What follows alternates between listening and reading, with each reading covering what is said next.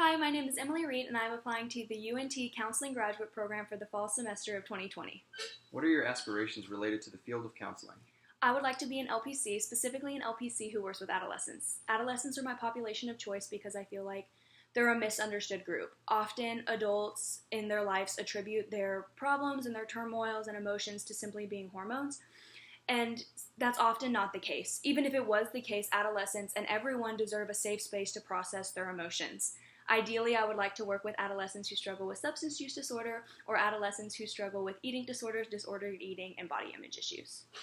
Can you give us one or more significant life events that contribute to the development of these aspirations?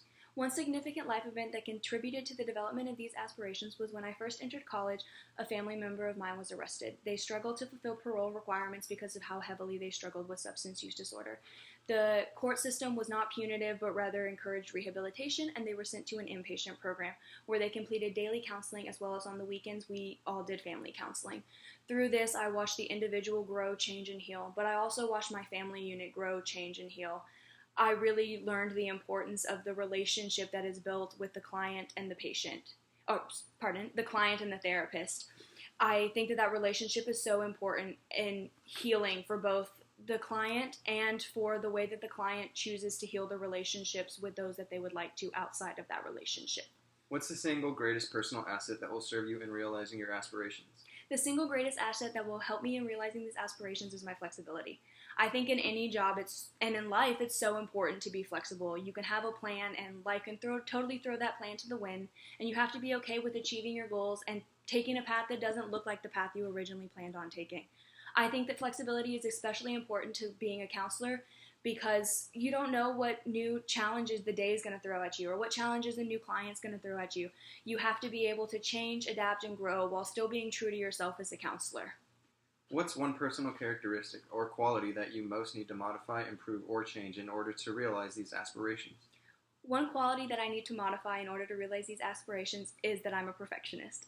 You can't expect perfection from yourself, from your clients, from anyone, and you learn far more from being wrong than you do from being right. I think it's so important to do your best, try every day, even in difficult situations, but ultimately know that sometimes your best isn't perfect, and that's okay. And each day you have to try again. There's no shame in being wrong. What are some activities demonstrating your commitment to the field of counseling? Some activities that demonstrate my commitment to the field of counseling is first my job. I work with 2 children in late childhood, 1 9, 1 10, and I'm their nanny. I utilize a lot of skills and strategies that I've learned in counseling classes, psychology classes, and HDFS classes in order to be a better nanny for them. I utilize choice giving, which promotes autonomy, as well as art projects that promotes getting their feelings out in healthy ways. We also use color wheels that associate colors with feelings so they can better communicate their feelings to me.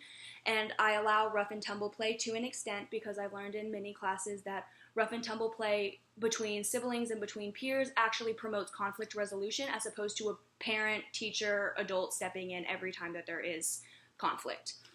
Second, I have volunteer work. I volunteered at Our Daily Bread, which is a soup kitchen and food pantry in Denton. They serve homeless populations hot meals as well as ready-made meals. They also have a clothing closet and a hygiene closet and provide YMCA shower passes as well as bus passes in order to allow homeless populations to find jobs, find shelter, find food. And I have also worked at CC Young, which is a facility for patients with Alzheimer's and dementia. There, the volunteer work that I did was mostly establishing connection with the patients. I would do rounds with the nurses, but as opposed to helping the nurses, I would really communicate with the patients or complete activities with the patients in order to help them feel a sense of community, a sense of friendship, a relationship. And finally, I work out 3 to 5 times a week. I believe that this promotes my commitment to being a counselor because I think that mental and physical health go hand in hand. I think that it's so important to promote exercise and finding exercise that people enjoy, that it's not there to adhere to societal pressures or to feel like you have to work out, but because you enjoy the workout that you're completing and you like the way that it makes you feel. Thank you.